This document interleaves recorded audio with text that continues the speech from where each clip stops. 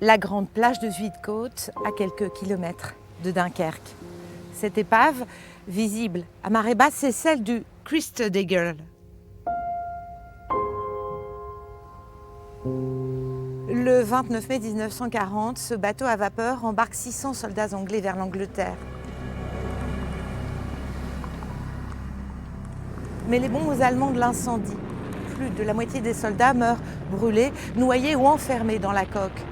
La fin tragique du Christedegger, c'est celle de 112 bateaux anglais, 123 bateaux français coulés pendant l'opération Dynamo. Cette épave nous rappelle que le miracle de Dunkerque s'est fait dans les larmes et le sang.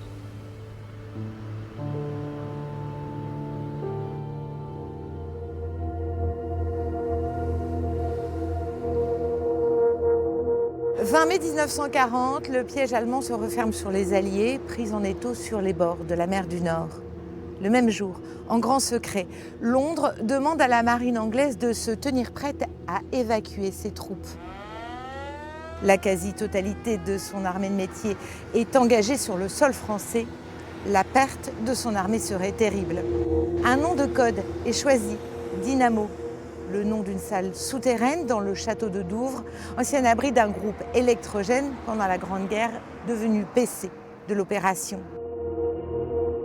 Ici à Dunkerque, cette forteresse, le Bastion 32, sert de QG aux troupes françaises chargées de protéger la ville et le port, coûte que coûte. Le 26 mai, les Allemands ne sont plus qu'à 18 km. Et là, contre toute attente, Hitler arrête la marche des Panzers. L'ordre est providentiel, il offre un sursis aux Britanniques qui viennent de lancer l'évacuation en prenant soin de ne pas en avertir leurs alliés, belges et français.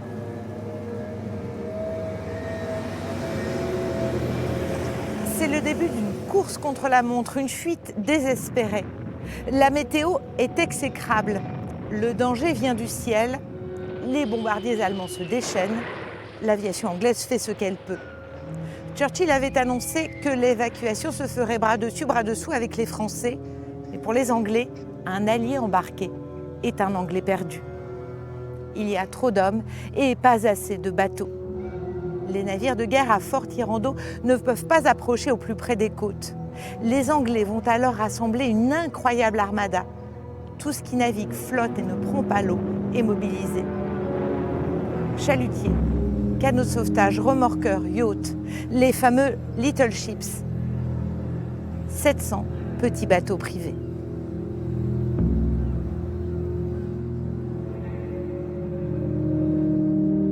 Cette incroyable opération de sauvetage qu'on a appelée le miracle de Dunkerque s'achève le 4 juin 1940.